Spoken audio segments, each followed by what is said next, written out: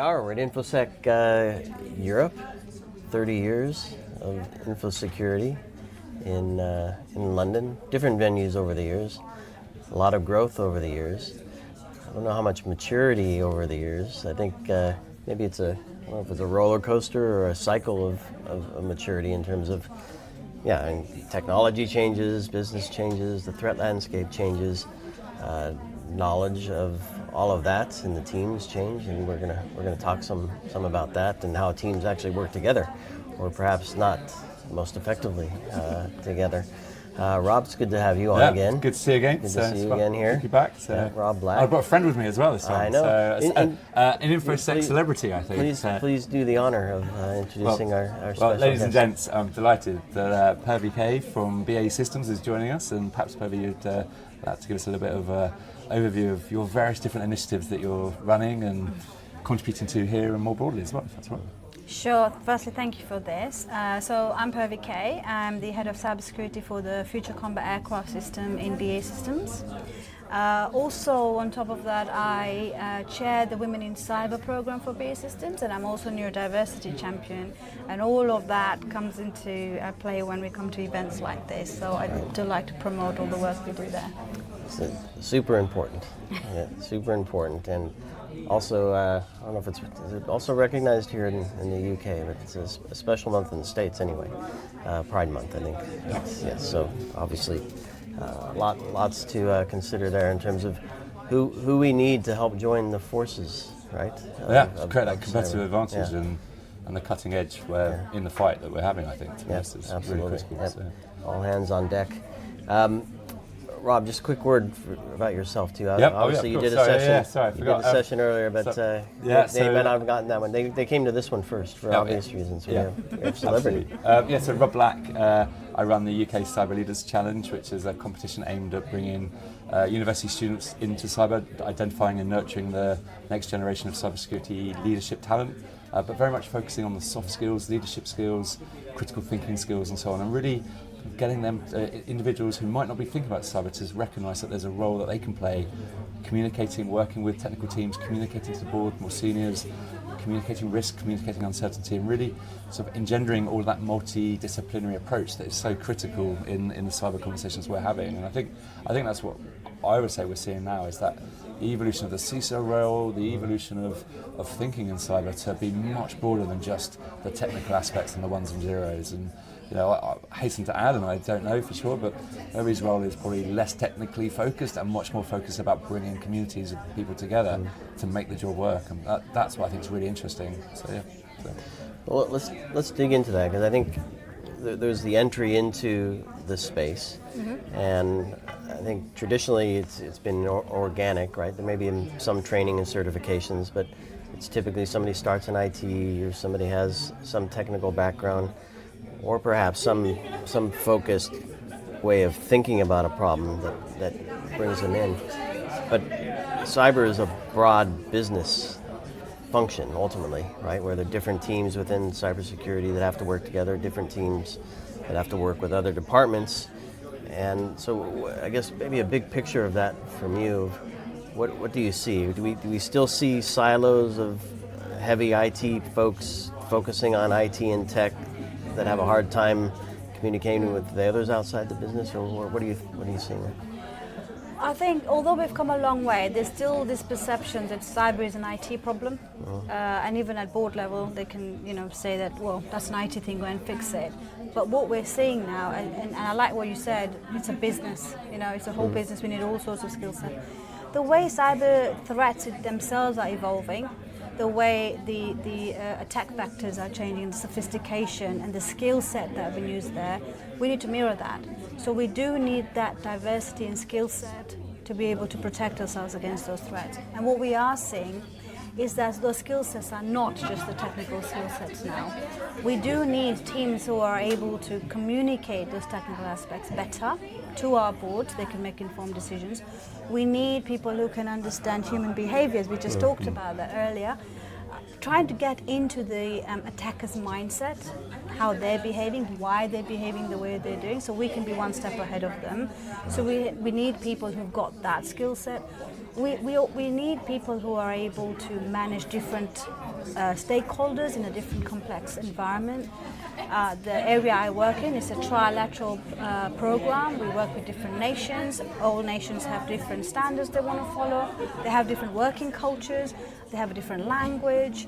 We need people who can bring all that together and collaborate. So we need those collaborative skill sets as well. Yeah. And I'm going to say that that's not an easy challenge. And I think quite often the technical community can think that that bit isn't as interesting or as critical or can be done quickly. But I think cultural change between teams and organisations takes time, and improving ways of working takes time. And I think that's really what we're having to recognise to build your effective teams. To have that competitive advantage really doesn't just happen at a click of a finger. And, Right. you know. Well, the reality is we're human, right? And we tend to put ourselves amongst others that we're comfortable with because we share similar values or interests or whatever. And therefore we kind of naturally draw lines around our own communities and separating us from others, which moves then to not just a societal or cultural thing, but also a communication and a language thing, right? So IT may speak well with security, but you bring that to legal or to HR, and things start to break down. Those little circles that we run in isolate us. They put us in silos. So I don't know how. Maybe some of the work you're doing I in can the think of a good example. yeah. It's not some work I've done, but it's a piece of work I really liked. A colleague of mine, Professor Debbie Ashton, spent some time sitting down with auditors and software development teams. And they don't often talk to each other very much. And she actually used some really clever techniques. She used marriage guidance counselling techniques, and she pretty much sat down with them and said, right, what's really annoying you about them, and what's really annoying you about them? And they spent their time on a sofa having therapy so they could end up working together, understanding each other's perspective, why they were coming in with this perspective, why they were having these issues, why they were ignoring that. And when they started understanding each other, they started working all together, and they got that kind of joint progress. And I think a simple but a very effective way of just looking at how you can get teams to work together. You have to do that by enabling their understanding. You know, I hate the phrase, the humans are the weakest link. No, if we're designing systems that don't appreciate that humans might not necessarily think about things in a different way, or might respond in a time of, in time of stress, might respond inaccurately, then we're not designing things thinking about how humans act. And we need to understand human heuristics. We need to understand how, if I come from one perspective, I might not see the world in the same way as someone who comes from another perspective. And we bring that together, we get that diversity of thought, we bring different mental models to the problem, and then we can help really kind of take forward thinking rather than get stuck in the stovepipe of negative groupthink, which has been an age-old problem. If you think about some of the government inquiries, too much groupthink is never a good thing. We really need to do that, challenging each other, to teach each other to think about how we can really address these problems properly.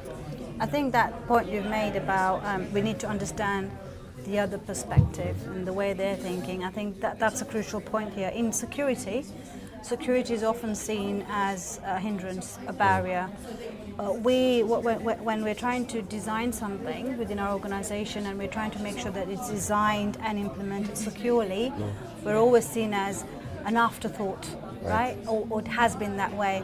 Let's do it and then we'll involve security after. And by then it's too late. We're trying to implement secure by design right now, so making sure that people are thinking about security from the forefront. We will not be able to do that if we not have buy-in from our design teams and our product teams, if we don't help them understand why it's important to think about security, what is the impact of not thinking about security. So almost like the marriage counselling of, this is my view, what's your view, how can we come to a mutual compromise of how we're going to work together. We're doing that constantly with our product teams, our design teams, making sure that they're doing whatever they're doing with security in mind. So, something to add? Yeah, I was just, a piece of work was nothing to do with cyber, but I think equally relevant. We used to do some training for the part of the MOD called the Cultural Specialist Unit, and we gave them we called it the Cultural Specialist course, and that was to give them tools to go out and understand the atmospherics on the ground in Afghanistan or Iraq, because military are very much trained in military thinking, follow process A to B to C to D, but they needed to understand the situation and the context they were finding themselves, which they had to go and get that information by talking to people who didn't look like them, didn't act like them, didn't have the same set of values as them, and that was a very uncomfortable position for the military to be in. So we had to give them that training to make them feel comfortable, give them some skills and some tools to do that, so they could have better conversations and realise just because that person didn't see the world in the same way as them, it didn't mean it was wrong, it was just different. And actually their worldview was equally as legitimate, it was just from a different perspective, their appreciation of time, their appreciation of power in the community. Very different to the UK structure, for example, but absolutely effective in the communities they're operating in. But we needed to understand that. We needed to empower these individuals to have better skills at understanding empathy and appreciation, not necessarily agreeing with, but being able to understand and therefore act accordingly around it. And that, again, completely non-cyber example, but some really powerful examples. No, I'm so glad you went there, because I'm hoping you have an example or two maybe you can share, because everything to me looks like a project, and what you just described is kind of like a project. There's an outcome, we're here, a bunch of things and people do things together, hopefully, to achieve that outcome.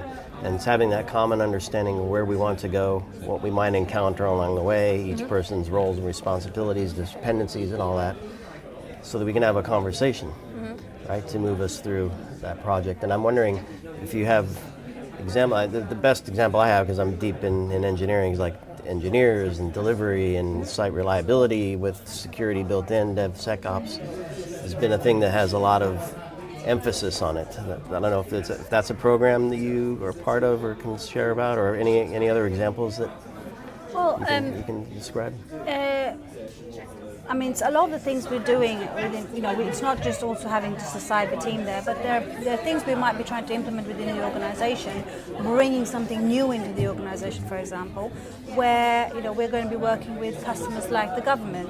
So for that, which becomes a project, and for that project, we're going to have to involve the legal team, the commercial team, the procurement team.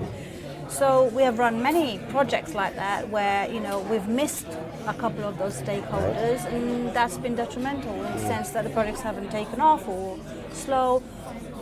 But we're educating everybody, and we're educating ourselves on why that's important to have security, procurement, commercial, all of them lined up.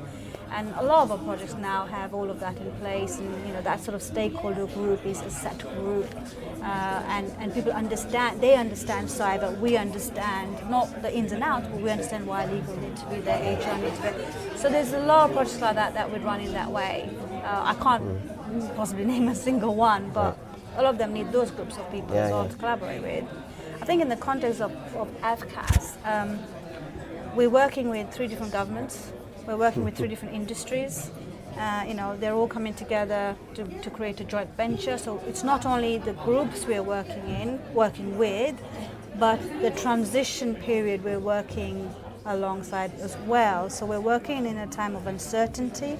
We're working with multiple types of different groups of government and industry, with the supply chain as well. We just have to keep all of that into mind. But ultimately what underpins that is that one mission. So everybody having that understanding of what the goal is, what's the goalpost, and how we get there together.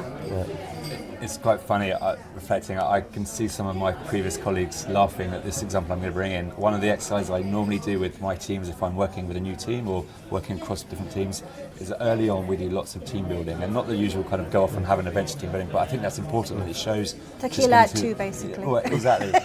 One of the exercises we do is we do the river exercise, which is a big ridge picture exercise where we draw the journey the team is going to go on and the goal we're going towards as if it's a river, and we use the rich pictures. So the technique is very much use as few words as possible to draw and illustrate the challenges, the barriers, the hurdles, the wins, the journey, the routes, the meandering you might do, and where you're focusing on. And it's always awkward at first, I'm not going to lie, because everyone's like, I don't want to do drawing because I'm a professional, I'm not in kindergarten.